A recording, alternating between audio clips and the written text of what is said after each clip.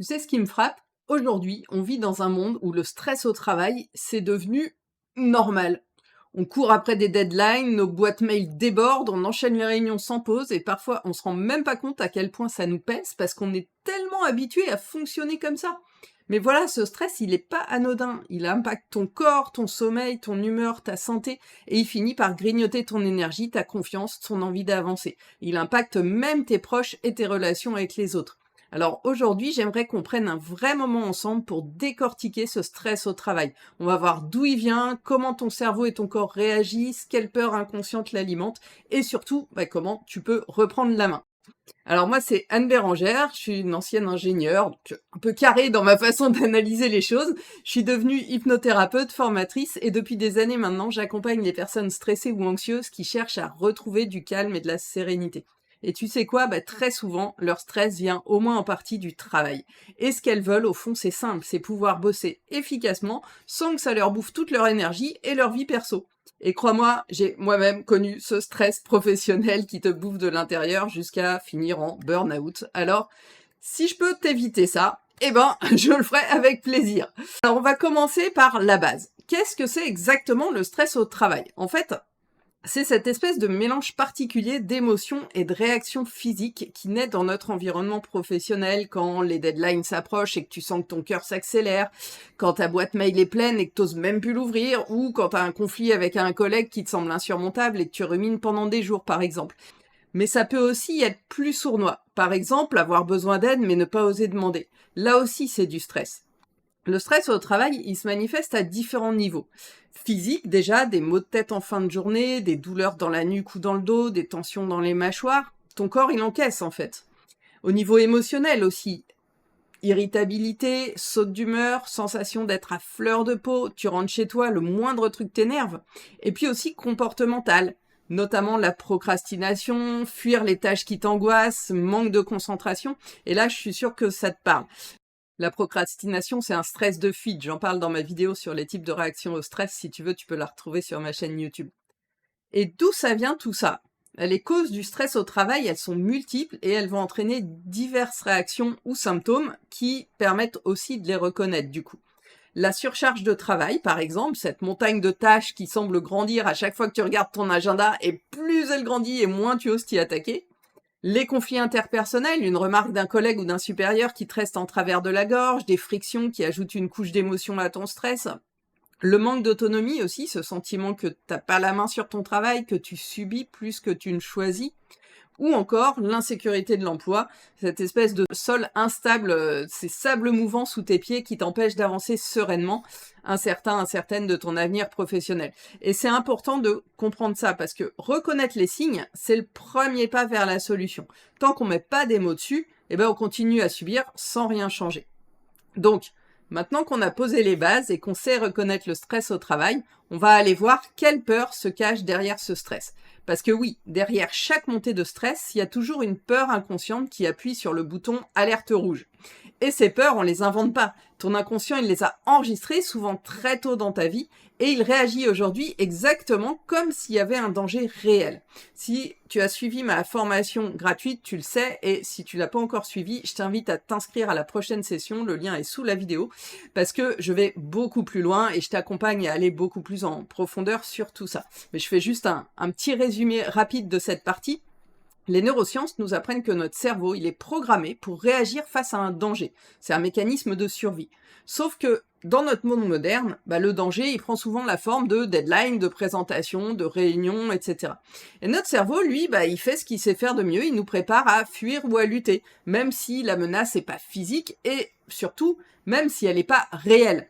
Parce que ces peurs, elles sont nourries par des croyances limitantes, des programmations internes qui nous dictent ce qu'on croit être nos limites, nos capacités. Par exemple, je suis pas assez bon, je suis pas assez bonne, j'y arriverai jamais, les autres sont bien meilleurs que moi. Ces phrases, quand elles tournent en boucle dans notre tête, elles façonnent notre réalité et elles génèrent le stress. Voilà, rapidement, pour vous donner le contexte. Donc, les principales peurs qu'on va retrouver qui génèrent du stress au travail, en premier, on va retrouver sûrement la plus répandue, la peur de l'échec. La peur de pas réussir, de décevoir, derrière laquelle peut en fait se cacher la peur du rejet d'ailleurs, mais j'ai pas le temps de creuser dans cette vidéo sur ce sujet. Par exemple, tu te dis: «Et si j'arrivais pas à finir ce projet à temps? Et si mon travail était pas reconnu? Et si on voyait que je suis nul?» Et tout ça, ça fait grimper ton stress en flèche. Le cerveau, lui, il traduit ça comme un danger immédiat. Donc ton amygdale, le petit détecteur de menaces dans ton cerveau, il va s'activer comme si tu étais poursuivi par un lion. Résultat, ton corps, il se prépare à fuir ou à lutter. Sauf qu'on peut pas fuir une deadline ni taper sur son boss. Donc l'énergie de stress, eh ben, elle reste coincée en toi. Autre peur qui peut générer du stress au travail, la peur du jugement. C'est cette impression d'être scruté en permanence par les collègues, par le chef et en vrai, surtout par toi-même. Cette sensation que il nous faut sans cesse prouver notre valeur. En tout cas, c'est ce qu'a enregistré l'inconscient et donc il agit en fonction de ça. Et donc chaque geste, chaque mot devient une source potentielle de stress. Est-ce que j'ai bien répondu? Est-ce que j'ai pas dit une bêtise? Etc. Tu marches un peu comme sur un fil ou sur des œufs, avec la crainte de tomber au moindre faux pas. Autre peur qui est jumelle de celle-ci, la peur de pas être à la hauteur. C'est un mélange de syndrome de l'imposteur et de comparaison constante aux autres, de peur d'être moins bien que les autres.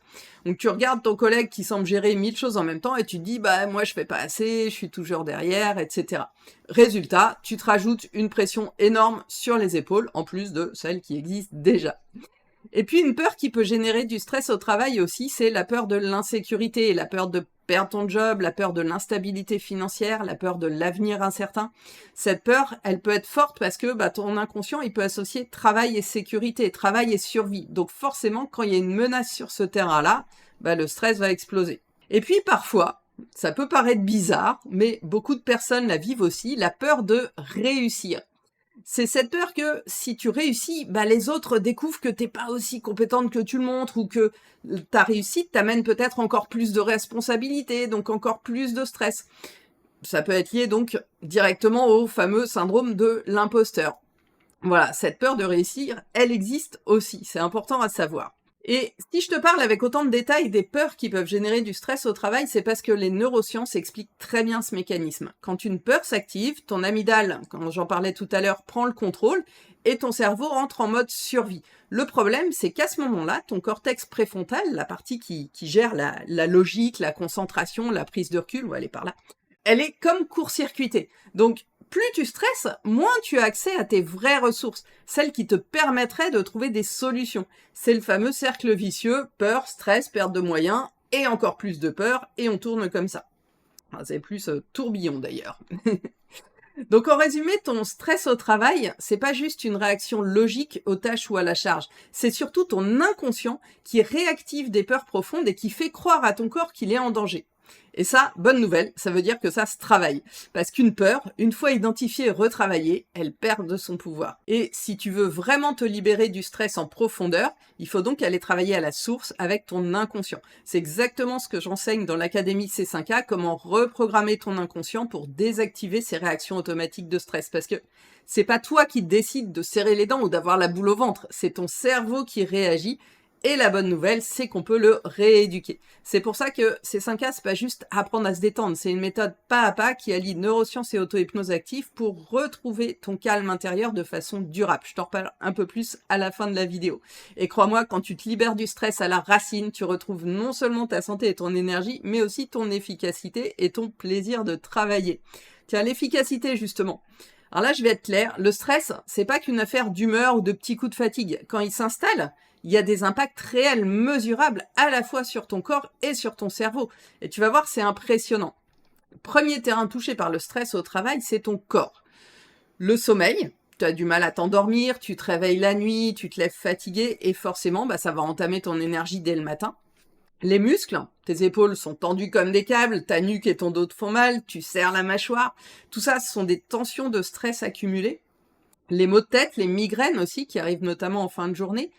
Et plus insidieux encore, le stress, il affaiblit ton système immunitaire. Résultat, tu attrapes plus facilement tout ce qui traîne, tu tombes malade plus souvent. En fait, ton corps paye la facture du stress. J'ai fait une vidéo plus spécifique sur ce sujet-là, si ça t'intéresse, qui est disponible sur ma chaîne aussi. Mais le stress au travail, il épargne pas non plus ton équilibre intérieur. L'anxiété, cette boule au ventre, ce petit moteur qui tourne en permanence et qui t'empêche de souffler, la baisse d'estime de soi, tu commences à douter, à te dire que tu n'y arriveras pas, que t'es pas à la hauteur. La dépression, le burn-out, quand le stress il est chronique, bah, il peut te plomber le moral au point d'éteindre ton envie, ton énergie, ton élan de vie. Et crois-moi, quand on en arrive là, c'est plus seulement du stress passager, c'est un vrai poids mental qui s'installe, et je parle en connaissance de cause. Et bien sûr, bah, le travail lui-même finit par souffrir de ton stress. La concentration, impossible de rester focus, tu lis 3 fois le même mail avant de comprendre. La créativité, zéro inspiration parce que ton cerveau il est trop occupé à gérer l'alerte intérieure.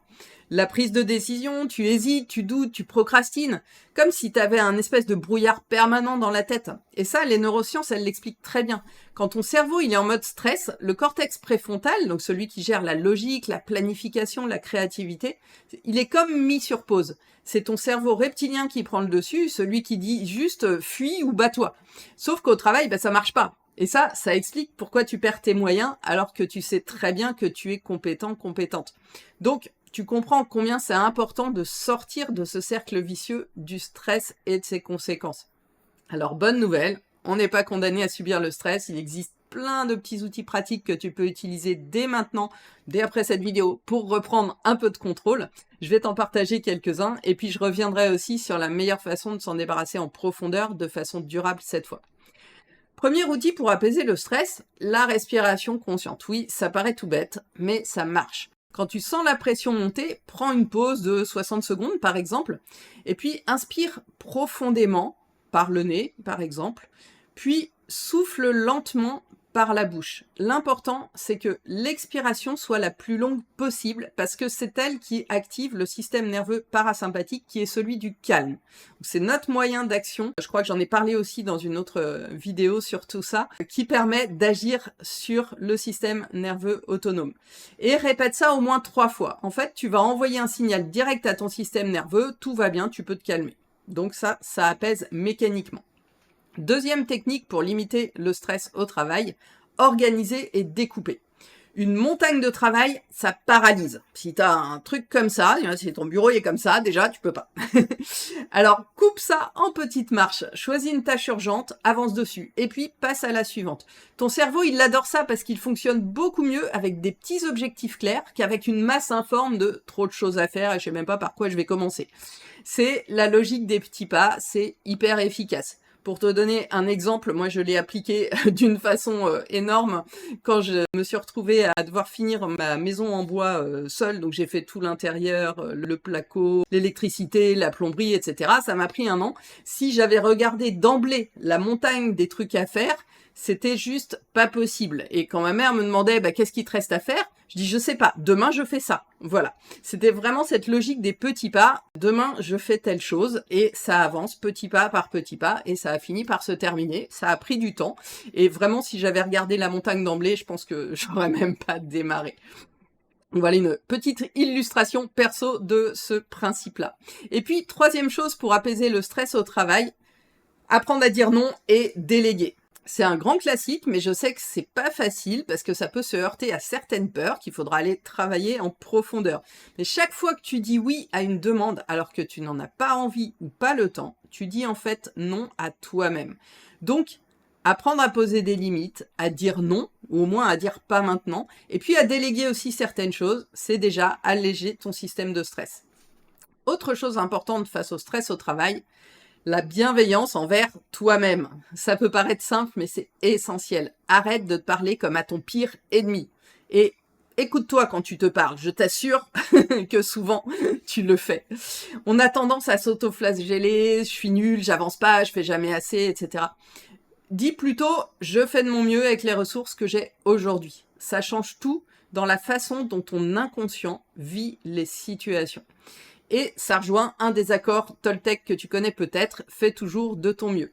Pas plus, pas parfait, ton mieux du moment. Voilà. Et avec ça, déjà ça allège les choses. Alors, oui, toutes ces techniques pour mieux gérer le stress au travail, elles marchent, elles te donnent de l'air, elles t'aident à souffler, elles font baisser la pression. Mais soyons honnêtes, ce sont des pansements. Elles apaisent les symptômes, mais elles changent pas les racines de ton stress, qui est donc toujours là, tapis dans l'ombre, prête à bondir. Parce que la vraie solution, comme je le disais, c'est d'aller travailler à la racine. ton inconscient. C'est lui qui déclenche automatiquement tes réactions de stress. C'est lui qui a enregistré telle ou telle peur qui génère le stress. Et tant qu'on lui apprend pas à réagir autrement, bah, les mêmes schémas reviennent encore et encore. Alors, ce sont des schémas dans les neurones, hein, dans la pratique, quand je parle de l'inconscient, ce sont des neurones. Et dans l'académie C5A, pour créatrice autonome et apaisée par l'auto-hypnose active, je t'accompagne pas à pas pour identifier et libérer les peurs qui alimentent ton stress, reprogrammer ton inconscient grâce à l'auto-hypnose active et retrouver une sérénité durable au travail, mais aussi dans toute ta vie. C5A, c'est vraiment une méthode structurée, hein, ça c'est mon côté ingénieur, sous-tendu par les neurosciences et surtout super concrète. Tu repars avec des outils que tu sais quand et comment utiliser seul en toute autonomie. Alors, si tu veux en savoir plus et savoir comment C5A peut t'aider à te libérer du stress en profondeur et de façon durable, tu peux me contacter en privé pour en discuter. Tu as les infos de contact sous la vidéo.